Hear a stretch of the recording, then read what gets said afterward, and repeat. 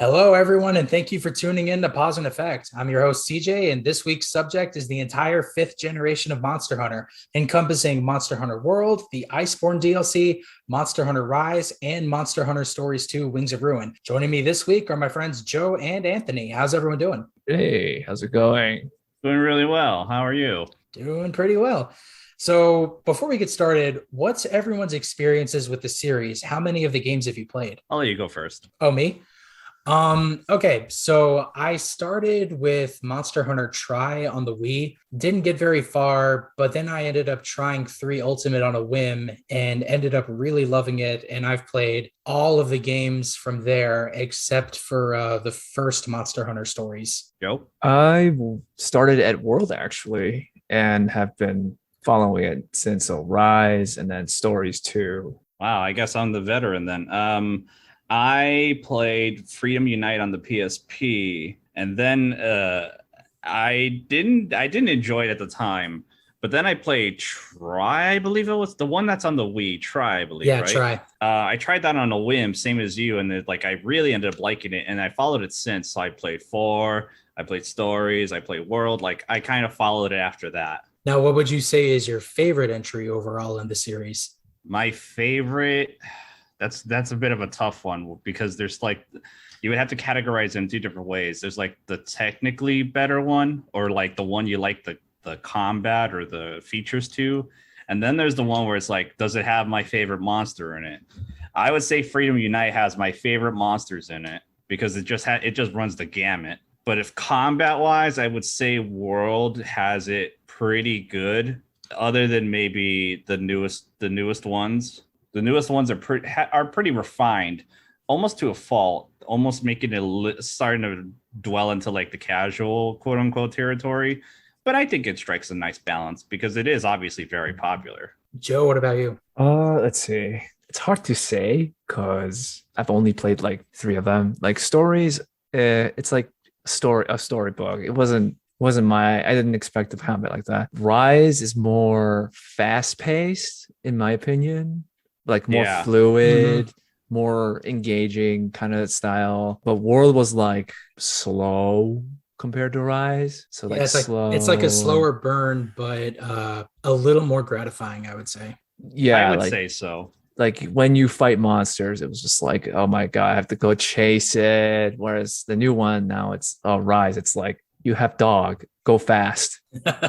But I kind of like that in World because of the fact that it felt like you were actually hunting the monster. You know what I Mhm. mean? At least at Yeah. first. Yeah. Once you had the monster down pat, it was like, oh, okay, where the hell is it now? But it like those first couple times, it really felt like as if you were like hunting. Yeah. Sneaking around, grabbing up its scent. Yeah, that was really cool. That was what really drew me into that. Is that like it felt like you were actually hunting the thing. It was really cool. And I definitely hope they bring that back in future titles. Yeah, I would say for me, my favorite title is a toss up between World, specifically with its Iceborne content, because that really added a whole layer of depth. I'd say so. Yeah. It's between that and 4 Ultimate, which is probably my favorite Monster Hunter, because I wouldn't say it does the most, but for what it is and what it had, it really refined the formula for the weapons, the monsters, exploration within all these new locations. Everything just worked. I would say that too. In fact, that's actually a good point. For Ultimate, all that, like the re-releases and all that, that I think would probably strike the best balance between like hardcore and casual, where it's like, Mhm. yeah, there's the new stuff for the casuals or for people that wanted a little faster pace or that more anime kind of style. But there's still some stuff in there that if you're not paying attention, your ass is gonna get kicked. Yeah, 4 Ultimate to me was the first game, even though I'd played like Try and absolutely sucked, and 3 Ultimate, where I was like, okay, I'm kind of starting to get this, but I'm still not getting very far. 4 Ultimate was the first game where everything clicked, and I was like, oh, wait, yep, I got it. I can do this. And just started going completely nuts from there. It was sort of the same for me because I remember and then I got to the infamous was it Plesiosaur? Was the Plesioth? one with Plessia, thank you. The one with the fucking hip check. I got that Oh far, my and then God. I didn't get the joke at the time. So I was like, ah, shit. Well, I'm done here. Vibe check. Ugh. Fucking right, Jesus. It Yeah. was like you think Dark Souls has it bad with the fucking hitboxes, but Jesus, there's a reason that it's still a meme today with the community. Is that is just so bad. And then they turned it into a proper joke in both stories and stories too, where they're Exactly. just like, oh, hip check. And then you just get hit out of nowhere. Exactly. Like it's become like an iconic thing now. Like, oh, I remember being subjected to that, and it was so frustrating, especially because it was like the underwater combat too, and it was like, oh, it was so infuriating. But yeah, like once I got to 4 and Ultimate and all that, that's where I was like, hell yeah, I want to play more of this. Yeah, granted, I didn't put as many hours into 4 Ultimate as like a lot of other people did, but I still got my practice in, and I definitely became a better hunter as a result. Oh God, I must have put in like 200 hours just off and on. Granted, I still never hit master rank or G rank as it was called back then. I barely did, and that's where I fell off. I was like, I kind of saw just about everything I wanted to. I was done. But then again, that's when World started coming around. It's like, oh yeah, new Monster Hunter, yeah. Oh yeah, absolutely. Now, this series really allows people to play their own way and allow their methods to work. So to that end, what is everyone's main and or favorite weapons and why? Ooh, I'll let you guys go because I have to think on that one. So I know this is not a good idea Uh-oh. in general, but You're a longsword. no, I'm not. No, I'm actually a charge blade. Oh, that's not so bad. Yeah, and I've only made that. No other weapon I've tried played the style I liked. So it's just been charge blade since World. If you ever go back to 4 Ultimate, you would probably really appreciate how stupidly broken the charge blade is. That weapon was so busted then. It was great. Yeah, in the original Monster Hunter 4, which released only in Japan, it was this thing. It was like, yeah, it's cool. It could do more. And then the moment they added guard points was like, oh, no. You are just crushing monsters. It completely broke the weapon. Yes. That was great. So for me, my top 3 weapons are switch axe, dual blades, and hammer in that order. Okay. Granted, I do also dabble in a lot of other things. Like I've been playing a lot of Sword and Shield and Rise because of how fun it is. Oh, it's so much fun. Yeah, but I played a little bit of Hunting Horn, Charge Blade, Insect Glaive, Bow, tiny bit of Longsword, and Gun Lance specifically wherever Diablos is involved. Oh yeah, because it's so easy to bait him with that. It's great. Yeah, it's so stupid, but it works. Oh yeah. I mean, that's what counts, right? As long as it works. Mhm. Let's see. For me, ever since Freedom Unite, I was Sword and Shield, mostly because it was like, here's your weapon, now go. And I didn't really think to try any of the others first, so I ended up just kind of adapting. But once I found out that's like, oh, I can use items at the same time and all this, oh, it's actually pretty good. It's the shield's actually halfway decent. It's like I stuck with it, and I really ended up loving it. But I'm the same way where switch axe and charge blade. But that's the thing I do solo just to kind of stomp monsters to carve and stuff. Oh yeah, absolutely. I play with that weapon, but my main is sword and shield. But I did bow. Bow was really good, especially I think what was it 4, where the bow was just completely busted. I feel like all the weapons except Insect Glaive were busted in 4. The Insect Glaive, all you had was the stupid mounting. Yeah. I mean, it was cool though. Like when you first saw it and did it a couple times, it was like, oh, it looks so cool. And then you realize that you're barely tapping the monster. It's like, nah, I need to get on with this. Again, that's why I had like Charge Blade. Charge Blade was so broken in 4, and it was great because you could just curve stomp monsters and carve real fast. Yeah, it was great. Now, other than favorite weapons, do you have a favorite monster? Ooh, now that's the question, isn't it? Oh, I'm gonna have to draw from a lot here. What's the one in 4? The marquee one in 4? Is it Gormagala? Was it? The what in 4? The marquee monster, the one on the cover. Oh yeah, Gormagala. That one was so cool. That was part of what drew me in. Is that like, oh man, it's a big black dragon, and the wings look like a fucking cape. It's so cool. It's so stupid. I love it. Yeah, and that frenzy virus it inflicted you with was even stupider. Oh, that was so dumb. I loved it. Man, Ah, that's a but hard question. What, I Joe? would say, did you have an answer or were you still thinking? Oh no, it's just like it's just a hard question to answer for me. Yeah. For me, probably, I wouldn't say my favorite, but the most memorable to me, which I guess kind of goes hand in hand, would be this goes back to Freedom Unite, although he's been in other stuff too, was Lao Shan Long, because Mm. that was like the stereotypical big ass dragon that you would kind of think of when you think of big ass dragon. And I like it for me, it kind of fulfilled that fantasy in my head of dragon. Like when I think of dragon, that's the thing I think of. So like that holds a lot. That holds a lot to me. Yeah, I get you. What about you? It sounds like Joe's having a tough time over there. Yeah.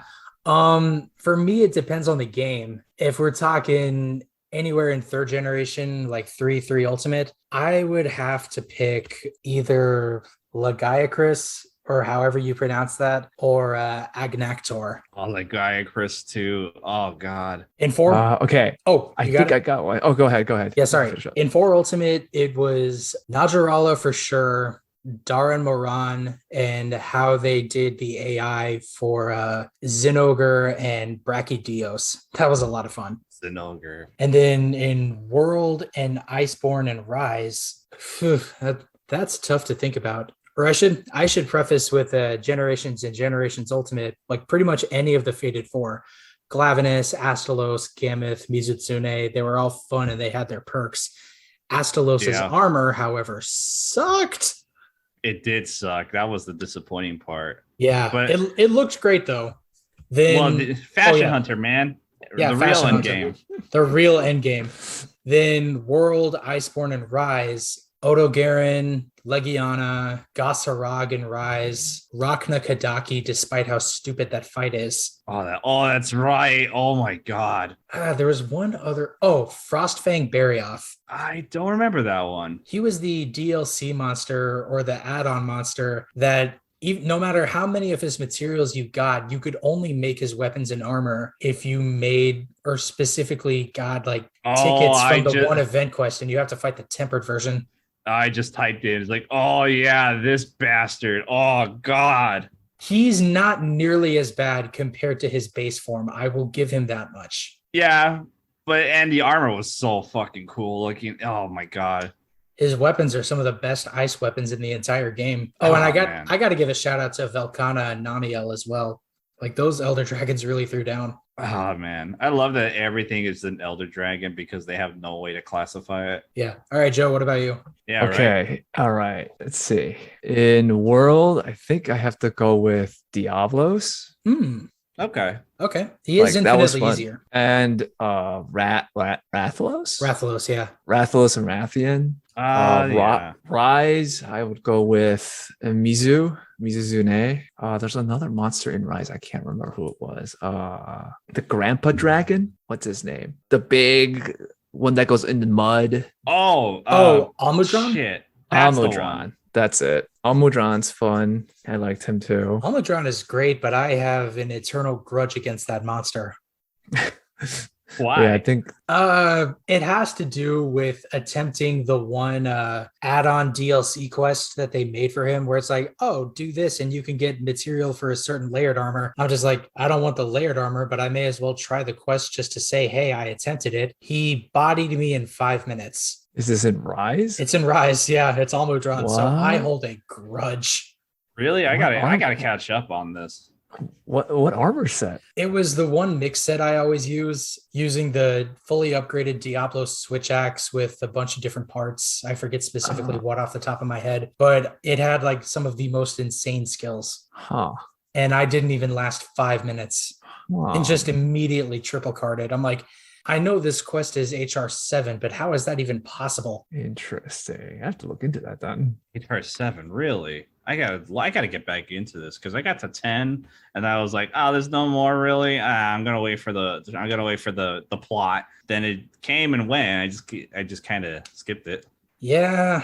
But like I've seen the other fights and everything through videos and such, but I was like, I'll go back to it at some point, and I never did. Yeah. Outside of weapons and monsters, what else would you guys say you like most about this series? I don't know. That's kind of the appeal, you know. For me, it's the fact that it's all in the name, you know. You hunt monsters. It's literally just boss fights, the game. And you know, sometimes that's just what you want. Sometimes you want a boss fight. Sometimes you just want to beat something. You want to beat something big. I am a god here. Yeah, right. Like you want to climb that goddamn mountain. It's like Shadow of the Colossus when you fight one of those bastards. And it's like, yeah, I took that motherfucker down. It's great. Yeah, just kick down the door as a new hunter going, you have no power here, and proceed to slaughter your way up the food chain. Well, that depends on the weapon. Well, I mean, any weapon is workable. It's just, I know, but some are obviously better to some monsters than others. Like a case in point with Diablos, where it's like you could very easily bait him with like a lance or something, and it's great when you can do it. yeah, for sure. I don't know. I always got a kick out of just beating everything with a sword and shield because like it's a tiny little. It's essentially a little pen knife and a lid, and then like you beat a giant ass dragon with it. It's hilarious. Yeah, like this game has always been to me what some games are for others. It's like it feels like you play this similar to like Dark Souls or Ninja Gaiden or anything similar. You just come in here, you get your ass whooped, but as long as you keep trying, then you end up becoming better as a result. Yeah, I would say it's like the perfect level of challenge. I would say so, especially because there's so many games that have different variations of like combat and weapons and such that you can kind of run the gamut and pick your flavor.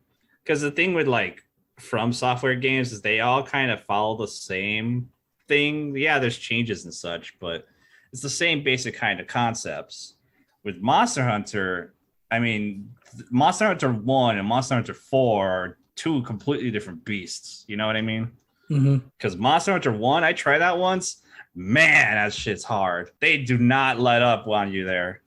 Yeah, I can imagine. And I came in there as a vet. Like I came in there knowing the basics. And Jesus, man, they just kicked the shit out of you. But again, I guess that was the appeal. I mean, like you said, it's practically true to the name. You just go in and you fight giant monsters. That's all there is to it. Yeah, because like when you think about it, there isn't a whole lot out there that's similar. Again, like you made the comparison to like Dark Souls or something, and I think there's part of that where it's like the mastery of it, where it's like, yeah, you get beat down, but eventually you're gonna get it, and when you get it, it feels awesome. But I think part of it is in the actual, again, like in the title, you're just fighting monsters. You're fighting big ass monsters with big ridiculous or tiny ridiculous weapons, and it just looks and feels cool. Yeah, Joe, what about you? No, I agree. It just feels like you're going in like, okay, I'm gonna go fight this one monster. You get your ass whooped, and you're like, okay, let's just try this again. You try again, and then a minute later, it's like, oh, I beat it. And then you go again. It's like, oh, great, I'm getting my ass whooped again. Time to upgrade. Yeah, or try a different weapon because there's a million different weapons. So you're gonna find something you like. 100% agree. Like it's all just about like trying out different shit and different approaches, like mixing and matching just to see what you can do.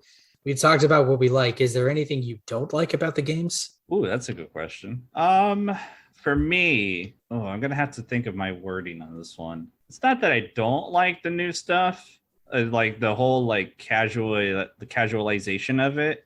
I think that in Rise, at least, I think it's kind of tipped a little too far, and that like it's kind of too easy. I mean, yeah, you get in there, you fight long enough, you're gonna encounter the wall. You're gonna hit the wall, and something's gonna kick your ass. It's just that if you even played one of the games, you're just gonna steamroll you through a lot of the fights. And I get that that was part of the appeal of it, is that it simplified things, but there was something to that. Like to me, it was sort of like driving stick shift. Yeah, it's not exactly practical, but once you learn and once you get the feel of it, it feels so cool. Like you feel like you're in control. You can like it's yours. But now it's becoming a little too easy, especially with like the hunter art and stuff like that. And yeah, there's an appeal to that because it looks really cool and stuff. But I don't know. I think for me, it's tipped a little too far, but that's just me. I suppose that's the price we pay for accessibility. Yeah, exactly. I think for me, the one thing I've been disappointed by with Monster Hunter Rise is how they've been rolling out extra content compared to World, because World at least has had some fun stuff that you could use, like a charge blade based off of Dante's Force Edge from Devil May Cry 1, as well as armor, two pairs of dual blades that look like beer mugs, and fish that auto sharpen. No, wait, they don't auto sharpen. They just stay completely sharpened for longer. So you want all that silly stuff? Yeah, like I'd rather have all the silly stuff and have like all sorts of other types of usable weapons and armor that actually work, as opposed to having just random quests that all they give you are like stickers and post sets that you can use between To with trade playing stuff online. in. Yeah, and just like, oh, you want more layered armor? Here, do this like really weird as hell quest in order to get this, and this, so that you can make these things. Which, for example, with the armor set that makes you look like Akuma from Street Fighter 5, it would have been cool if that was an actually functioning armor set that had like its own skills, its own defense ratings, et cetera, et cetera.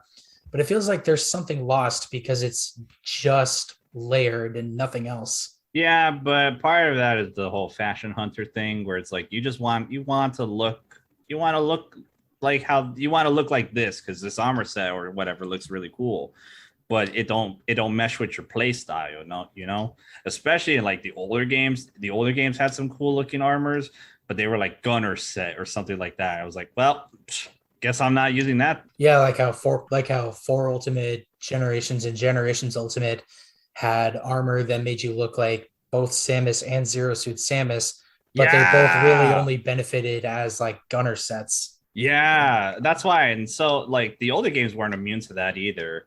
It's just that by the time us like burger people, us burger Americans got those games, they already ran through like the DLC and all that of the games in Japan. So we just kind of got all dumped with that stuff. Again, like 4, 3 had some like that, but with Rise, it seemed to be like simultaneous for everybody. So now everybody's waiting for that stuff. I think it'll come. I do think so because I mean this thing is popular as hell. I think it'll come. It's just that it's probably not going to be what everybody wants or thinks it's going to be. Because who saw the Dante one really coming back then? Who saw that stupid Universal Studios Japan one?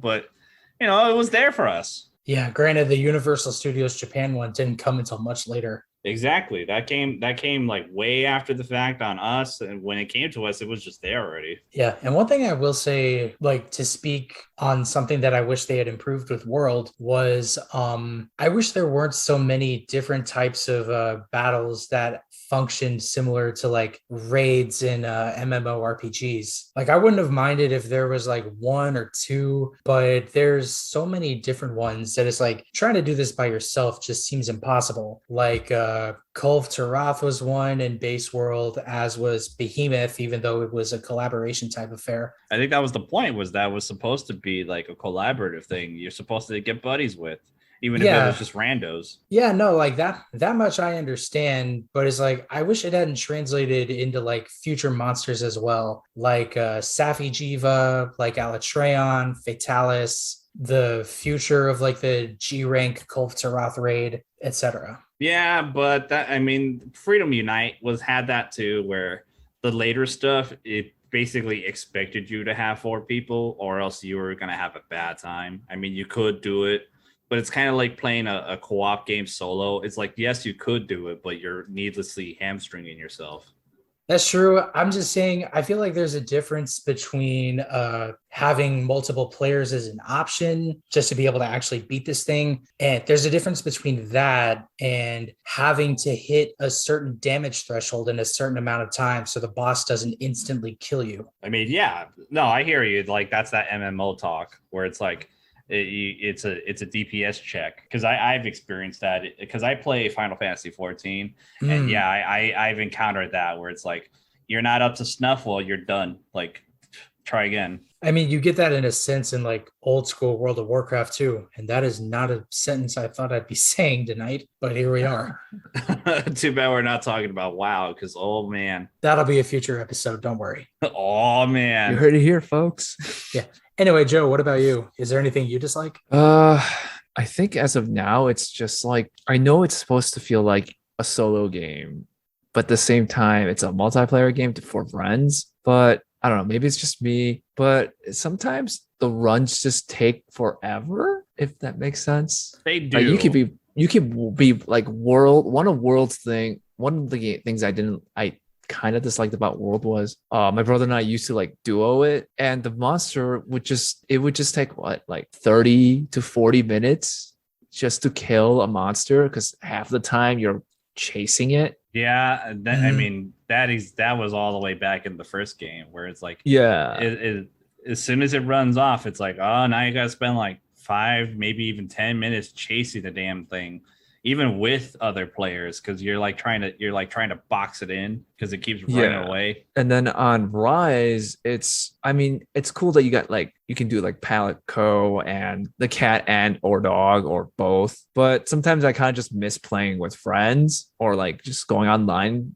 could be fun. But like then you gotta run into like people who are like way high level than you and play this like it's like religion. Oh, I've definitely encountered that. Mhm. And Freedom Unite was very guilty of that because by the time I played it, at least, Mhm. I was still new to the franchise. So I was like, oh, this is cool. I'm just gonna play it and see how I like it. And I tried online because the PSP I had was hacked and everything. So I was able to do all that. And I played with Japanese players, and the Japanese players obviously have been playing forever and ever, and they're just like godlike in their ability. And here I am just being a complete anchor to them. And it's like, oh my God, like it was just no contest. It was just me again, like being a complete drag where I was just watching them go. They didn't even care about me. Like they didn't even care that I wasn't even like, I did my best not to card or anything. I wasn't being a total drag, but it was just the fact that I basically stood back and just watched them work. Yeah, Japanese players don't fuck around when it comes to this game, man.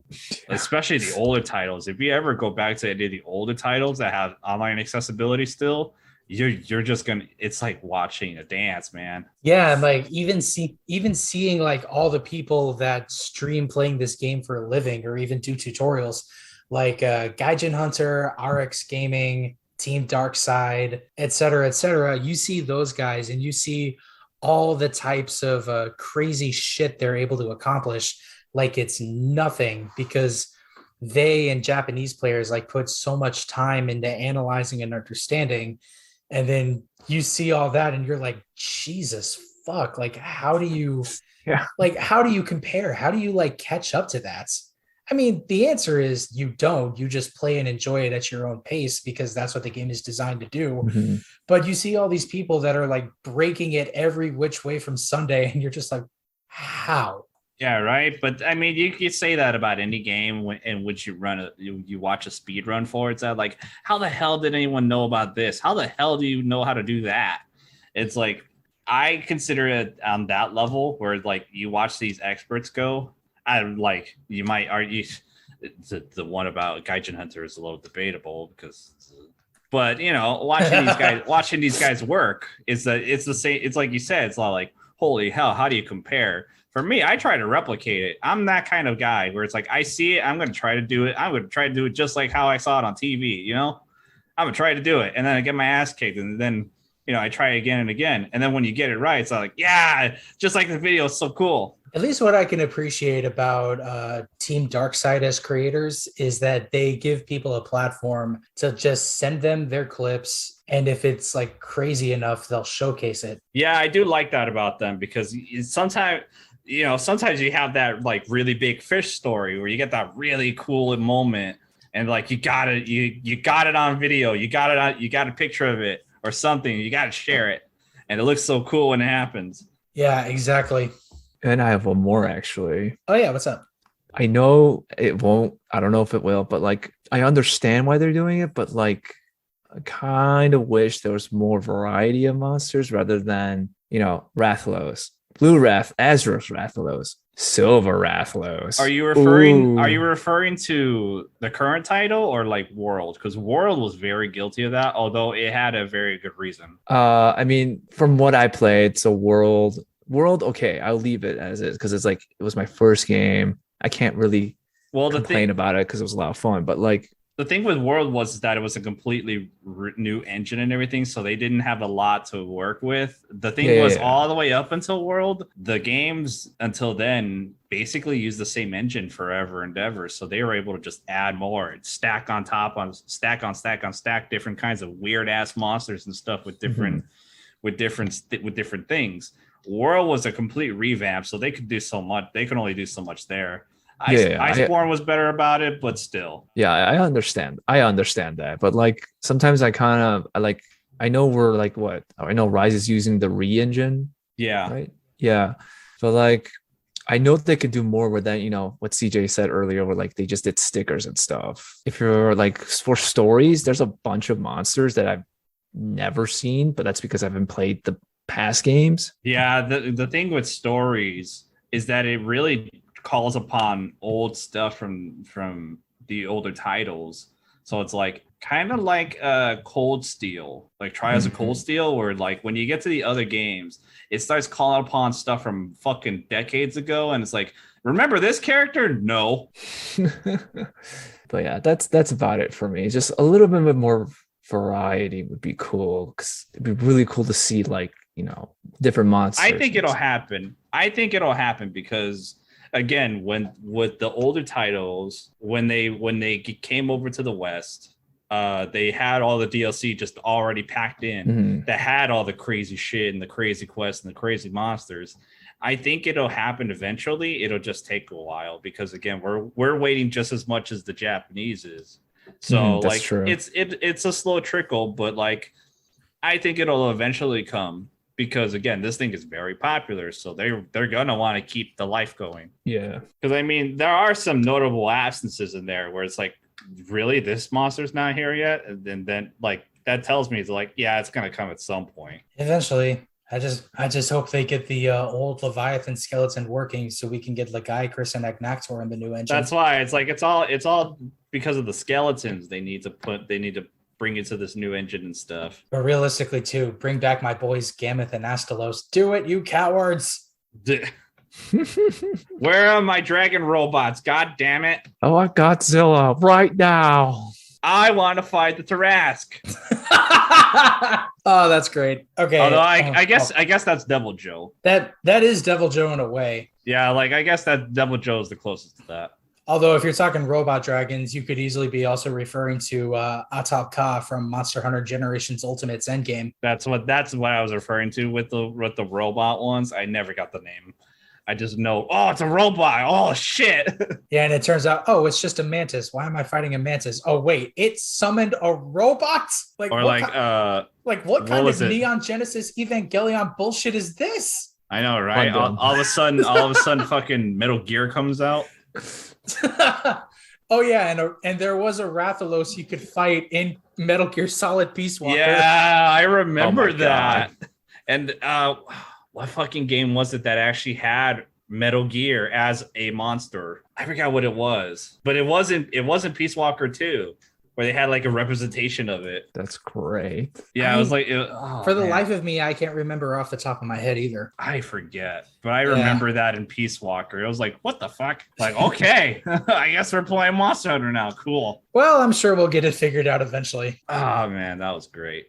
Now, Monster Hunter held a very niche popularity for a long time, only to truly explode into mainstream markets worldwide when it released with World back in 2018.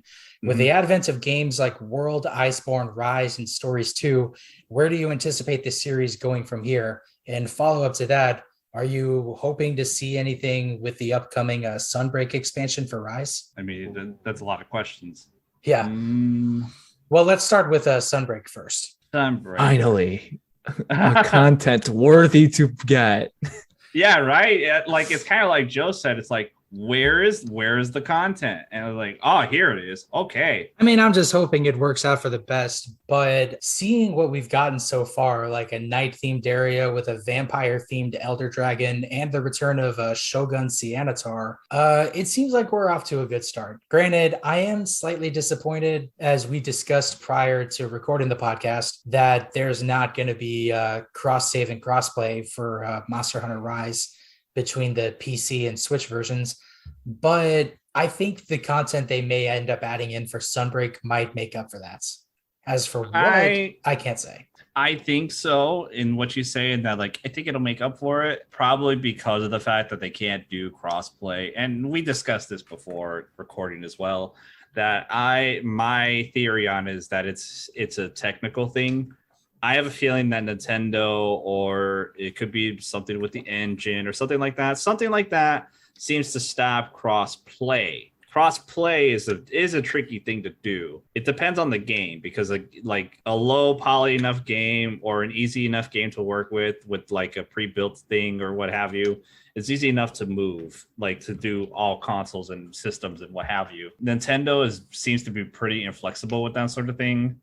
I mean, it's Nintendo. What do you want? For cross saves, though, that's the one that's the head scratcher, where it's like, I don't know what would stop that, because it really is just like data. I don't know what, like, that's where I'm thinking like it's something on Nintendo's end, I believe. And it's weird too, because Nintendo has allowed this at least twice now. Like all of the battle arena games, like Fortnite and Apex Legends notwithstanding, but they did it, or they allow it with Hades between Switch, Steam, and Epic Game Store versions, and I think they allow it with Pokemon Unite too. But again, I think it has something to do with the game itself as well, that there might be a technical thing with it. In terms of like the game itself, there probably is something that's to the ease of how you can do crossplay. Because Hades, I could understand, because it was a game built on PC. So it was easy enough to translate to something like consoles, which are just variations of a PC, you know? And that, you know, you can kind of do the math there, you know? You can kind of put the pieces together. Working the other way, though, like consoles to PC, that's where you encounter the trouble. Because you have to accommodate for a lot of different variations, a lot of different tech, a lot of different systems and hardwares and this, and like, I can understand where it's like climbing up a hill versus going down it. You know what I mean? Mm-hmm. When you start from the top going down, it's a whole lot easier, which tells you that, you know, PC is number one. Master Race. PC Master Race! I mean, having got one in like November of last year, I can't say that's an incorrect statement. Fucking right. But outside of that, what are you hoping to see in Sunbreak? Oh, I wasn't really hoping for anything, but what I see, I like. Because of the fact that for one, it's more content, like Joe says, where it's like, where is everything? Where's this? Where's that? I saw some of that where it's like, okay, now we're talking. It sounds like part of it was also the fact that it's like, okay, here was all that time and everything going to. It's like, all right, now we're talking. Here's where it all was. Yeah. I am curious, though, because it was either Gaijin Hunter or someone else who made a theory saying like, oh, considering the new monsters that they added in for Monster Hunter Rise are all based off of yokai, could new monsters that they add into Sunbreak be based off of demons and creatures of the night in the West? Because Malzeno, who's shaping up to be the flagship monster for this expansion, is very clearly vampire themed. I mean, yeah. Castlevania crossover. Yeah, boy! Oh my god, I fucking hope. Oh, that would be so fucking... If they really pull that out of nowhere, I would buy it right there. Because just I'm not even that big a Castlevania fan, but the fact that crosses over like that would sell me right there. It's just like, that is so stupid. It's awesome. If that ends up being a thing, no questions asked. I'm definitely getting that. Hell yeah. Again, like, it sounds like such a stupid idea. It's great. Absolutely. I know they like to stick with their main weapons and stuff, the main line weapons, but I wonder if they would add new weapons, maybe in Sunbreak or maybe new tech or something. Who knows? That's I what don't I'm know kind of about looking new. for. I don't know Maybe about not new new, weapons. but definitely changes. Tech, maybe, especially considering Iceborne added the clutch claw, which definitely changes up how you play the game and how you approach the monsters. So maybe we could see something like that in Sunbreak. I hope. Maybe, but it's hard to top what you have in Rise because Rise kind of split the difference, and it was pretty good. Like it really did add a lot of dynamicism to actually fighting the monster. It was actually really cool. Yeah, Rise with the wire bugs has like really added a whole new layer of depth that World's gameplay didn't have. But it's not like World needs it. Like World, Iceborne, and Rise, like treated as their own things. Like, yeah, they all work just as well in their own like self-contained environments. That being said, I would be very curious to see if they do end up expanding on what Rise built and see what they implement into Sunbreak. Yeah, right. Because I like as again, once you see like speed runs of how people use like the wire bug and stuff, is like yeah, you can see how they would tweak that to make it to add some stuff to Sunbreak because like again like the wire bug really changed a lot of in terms of again like the dynamicism of it. For me, I consider it a pure upgrade in that like it adds to everybody's repertoire from everybody from the complete newbie scrub who's never done it before and they could use it as like a quick dodge or like a get out of jail free counter or anything like that to the world record speedrunner who could just use it to just zip zap around a monster and beat in 5 seconds. Like it was purely an upgrade and it was something that like you wouldn't think of it, but once you have it, it's like, how the hell did you ever do without it? I agree. Yeah, 100%. Now, moving on, what do you hope to see in the future of the series? Ooh, now there's a good question. I can start it off by saying I hope they bring back all of the weapons that were like either Japan exclusive or had like a one-off thing. Like there's only 4 that would really need to be added back, which were like Tonfa, which more the Freedom Unite weapons. Oh god, those are so dumb. Yeah, like Tonfa from Frontier, which is like more impact weapons are always nice. They're fast. Plus, you also get a free jump like you do Insect Glaive. Magnet Spike, just because of all the weird mobility stuff you could do with it in Frontier as well. Excellax from Explore, which was the Japan exclusive mobile game. It's like a hammer, but with jet propulsion that slashes. What? Yeah, like no. If you ever look up, you gotta look them up. Yeah, look up these I weapons. I will. Yeah, look them up. They're nuts. They are absolutely insane.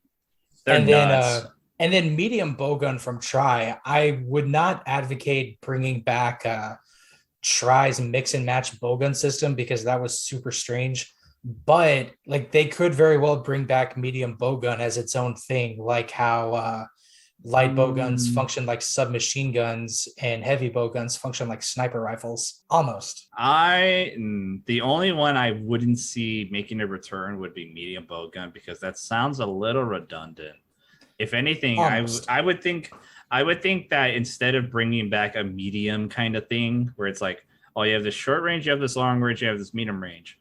I imagine that they would probably split the difference and just make a whole new range weapon because like that is pretty limited. You have light, heavy, and bow. That's kind of it. Like that's going to be the new thing, like a new range weapon and probably another weapon again, like you said, like these old ones.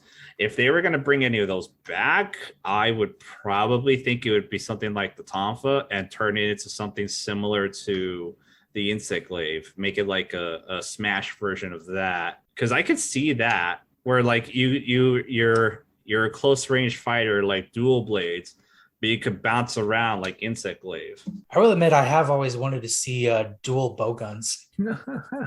just like running around with arms akimbo, like pretending like you're Dante wielding ebony and ivory. Nah, but could you imagine if they had something like that, like dual weapons?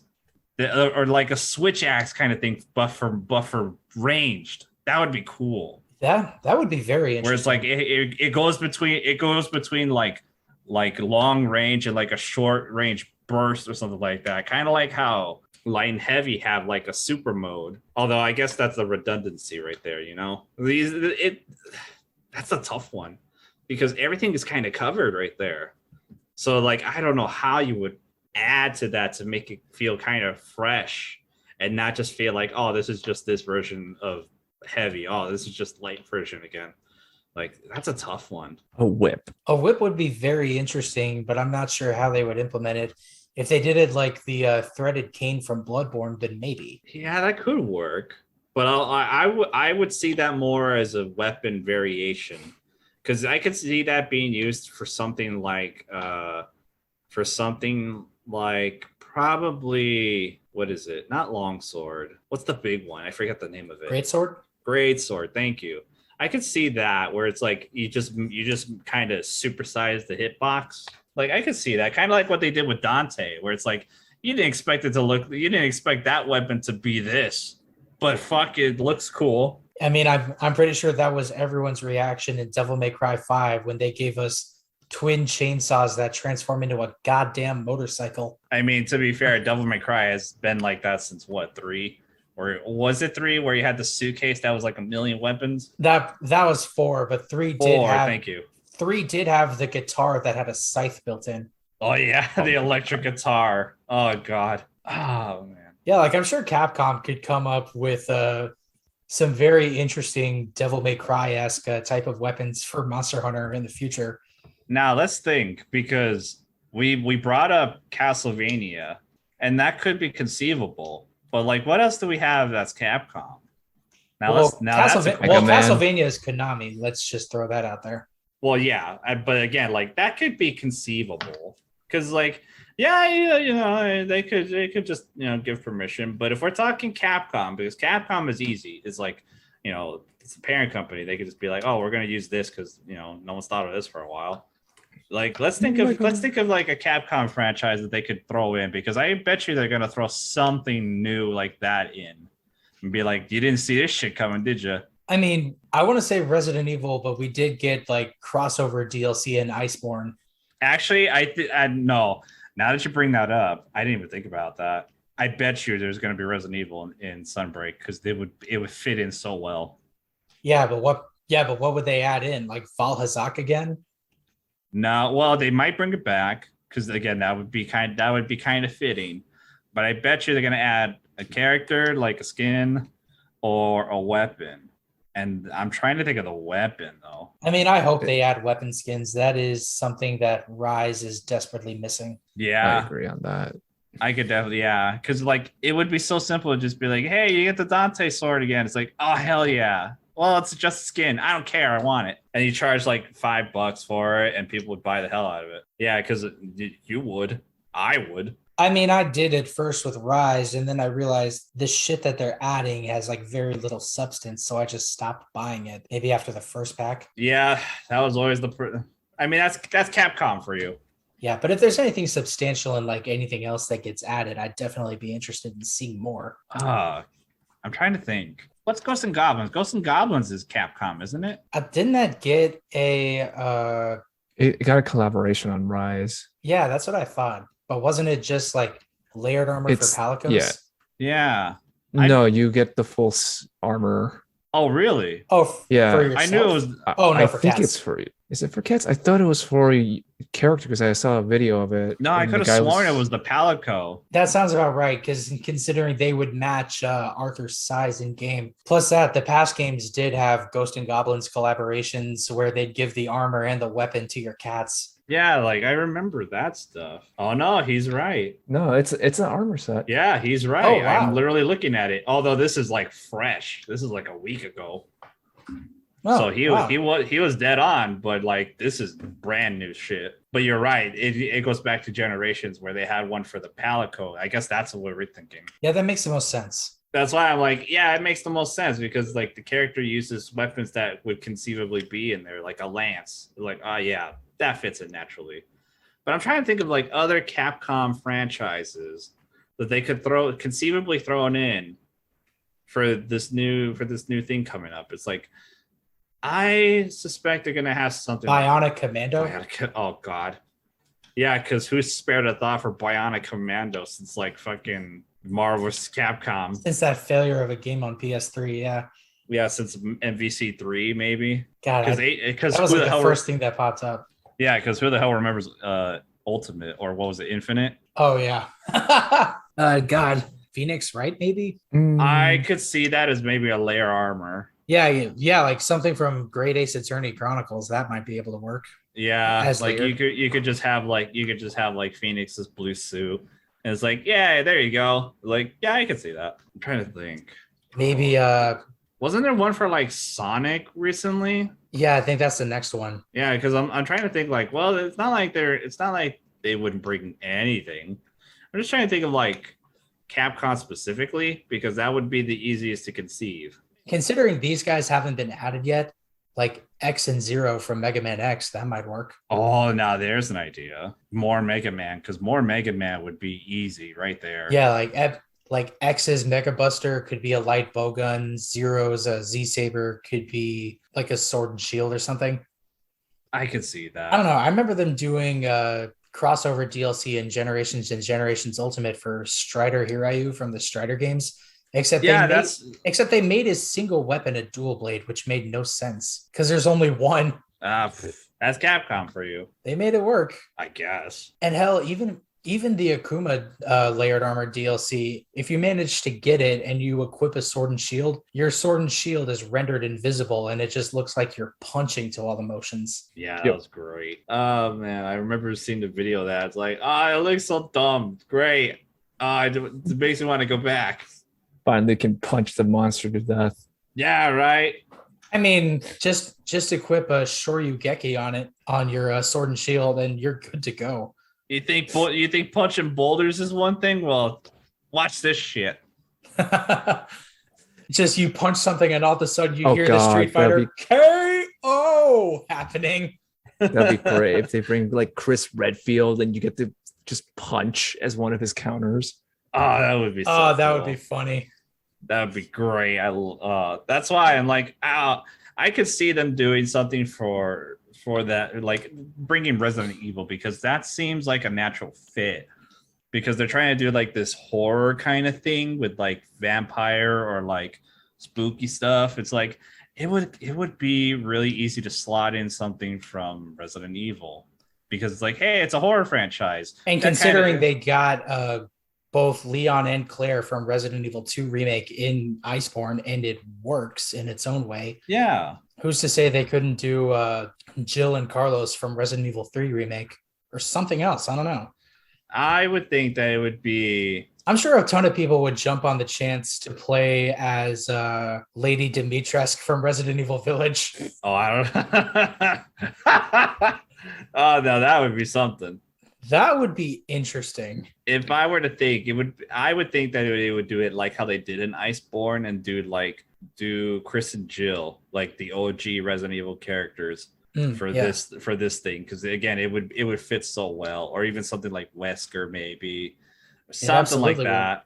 Yeah, like I could, like that would be pretty, like that kind of, again, it's conceivable. And it wouldn't be out of place. It's not like, oh, here's this wacky thing that goes in this thing that doesn't fit at all, but here you go. And it's like, oh yeah, we like it. No, you can conceive of this sort of thing because, like, ooh, it's supposed to be about like horror, kind of like horror-esque. So it's like it fits kind of naturally. And again, like it's a Capcom thing, so it's like it would be really easy to just say like, hey, this is in now. I mean, I'm always curious to see what they add in, and we can talk hypotheticals all day, but then we'd probably end up being here for 3 more hours. So I'm just gonna cut it off there and say that's all the time we have. But you mean we're not gonna talk about the Monster Hunter movie? Oh no. Yeah, like we're not bringing that abomination into this discussion. I don't know if I told you guys. Actually, I'm gonna stop right here, but I am gonna bring up a little anecdote about that specifically because I brought it up to be funny. But actually, I got to be in what the fuck is it? Those surveys for it. Focus group. I got to be in a focus group for it. Really? Yeah, I actually got to be in a focus group for that fucking movie. So I do these things on occasion. I get an email for it. I do the thing. It's like, do you qualify? Do you know this or that? And I got one for games. And it was like, oh, do you know Capcom? Yes. Do you know these franchises? Yes. And I was like, oh, it's probably for like do you watch movies? Oh, what kind of movies? Blah, blah, blah. Standard, probing questions would be like, do you qualify for the survey? So I did it. And they're like, oh, we're going to invite you to a survey for a movie. And I was like, oh, was it like this video game thing? It's like, yes, it is. It's like, in my mind, I'm thinking like, oh, it's probably like a Resident Evil thing again, because, Resident Evil, it's been going a while. They're probably going to reboot it or something. So like, oh yeah, like you qualify. Here's your time and date. Here you go. So I go to the thing and we're talking with other people about it. And we're like, do you know what it is? I don't know what it is. Like, it was about games, right? It's like, oh yeah, yeah. And so we all get put in the room and like, we're going to talk about a Capcom franchise. Do you guys know Monster Hunter? Oh God. Oh man. Yeah, it's like, and as soon as I hear Monster Hunter, I was like, no. And it's like, well, we have this movie coming up and it's going to be directed by, who's the fuck that did Paul W.S. Anderson. Paul W.S. Anderson. And I was like, no. And it's like, oh no, are we gonna watch another fucking fanfic of his wife? Oh, just it's totally like I got to see unfinished footage, finished footage of Rathalos, a trailer, like a couple of trailers, and movie posters. And I so wish I could show you the posters. The posters were the most hilarious part. Oh my God. Man. There's one that is burned to my mind.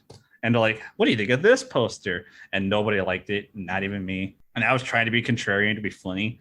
But there was this one where it's the Rathalos' claw on the wing of a plane, just like crushing the wing of a plane. Like do you remember like 90s Godzilla where he like stomps down? Oh my and God. It's my like, God. And yeah, it's like his foot is as big as this bus. Remember that shit? It was so like that. And it was like, what the fuck is this? And it was like hand drawn too. It was like, they really conceive of this for a poster. What? Oh my God, that's great. Are you really? Oh man, I wish I could show you it because it looks so dumb. It was that's the thing that stood out to me the most is like the posters, because you could tell whoever was actually like conceiving all this stuff of the movie had no clue what this was all about, like this franchise or any of this stuff. And the movie, like, has anyone seen the movie? I assume not. I have not. No. Okay, I haven't either. Again, I've only seen parts of it, like finished, unfinished. I know the conceit of it, where it's basically an isekai, in that like there's this platoon and they get isekai'd into the Monster Hunter world, and they're trying to fight with like military gear doesn't work, so they have to like go native and fight with the big weapons and shit. And so there's the wacky adventure there. But then, and this is where we didn't even get to the stupid part. The stupid part is monsters going into the real world. Oh God, no. It's Jurassic Park all over so again. Like you literally have like monsters like Rathalos fighting jets. Oh no. Oh yeah, no. It is as dumb as it sounds. And we got to see this shit. And they're like, what do you guys think of it? Nobody liked it. Nobody had anything to say. I've been in other focus groups where like TV shows and stuff that actually is still running, where it's like, oh yeah, I like that. Oh, it reminded me of this. Oh, like people were murmuring and agreeing, they were actually like receptive. They weren't trying to be like friendly. They weren't just like going with the crowd. But with this, I remember specifically, nobody liked it. Absolutely nobody in this audience liked the movie, liked the conceit, like the actors, the director, like nobody was receptive to this at all. It was hilarious. I loved it. My God. I wish I could have been there. I'm sorry. Yeah, I'm sorry. I didn't mean to detract so far from it, but it was just like, oh, I remember actually being in this group. And it's like, oh man, it was. You're totally good. I'm glad you interrupted to bring this story up. CJ, before you close up shop, I want to answer your question, what I'm looking forward to in the future. Yeah, I'm so sorry. Go ahead. Oh, no, please. It's all good. Okay, I know this is crazy and out of the world. Open world. I mean, aren't all of the Rise maps open world in a sense? I meant like, I'm going with like Breath of the Wild. Breath of the Wild style open world. Or like The Witcher. Like Skyrim, Breath Wild, where it's like all one big continuous thing. That would be cool. But but I could see problems with that Yeah. because even Rise segments their shit, and it's like you can kind of see where the seams are. Yeah. If you pay enough attention, you can kind of see where the seams of it are, and where like the monster, when it gets to this part or something, it follows the AI of like, okay, go here now. Yeah. And like, again, if you watch like speedrunners, you can see them exploit that. Yeah. I'm only saying that because of Stories 2. Spoiler, I guess, unless you don't want me to. Well, I mean, granted, Oh, go ahead. how little I've played of Stories 2, it's like it's fairly open world, but all the battles take place in like A separate thing. its own separate plane of existence. Yeah. But it feels a lot bigger than like Rise as of now, if that makes sense. Oh no, I definitely see where you're coming from there. Yeah, I could definitely see that because again, like Monster Hunter has giant monsters, so it's like you could see that. Yeah, that's it. All right. Well, before we finish out, do you guys have anything you want to plug or shout out before we finish up? Do I have anything I actually plug? No. You did also shout out your experience as the focus group for the Monster Hunter movie. Oh, that was a personal anecdote, though. That's not something I do on a regular basis. That was just a funny story about the very topic we're talking about. So, like, I'm never gonna have another time to actually tell this story. So I'm gonna do it now. Yeah, but yeah, what were you gonna say? I'm just a failed content creator. I had dreams once, but no. I don't mean to laugh. No, laugh all you want. I don't really care. For me, I'm just I'm a failed content creator. So I have all the knowledge, I have the know-how, but I've never done anything. So I have nothing to really plug. I just try to pass my wisdom on. Joe, what about you? Anything? I'm just gonna say play if you never tried it.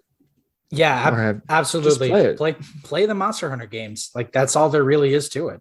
Yeah, right. Play any of them. Play like if you go into World, you're gonna have a good time. If you go into Rise, you're definitely gonna have a good time because it's a lot easier to handle to wrap your head around and stuff. You're gonna have a good time. If you're going into Freedom Unite as your first game, you are in for a world of hurt. that's for like the Dark Souls crowd. Absolutely. But yeah, thanks again for being here, guys. I'm really happy you guys came on the podcast, and I hope to have you on more episodes. Oh, definitely. Yeah. And that's our show. Tune in next time where we talk about, well, anything. All right. Thanks for listening, everybody. Take care.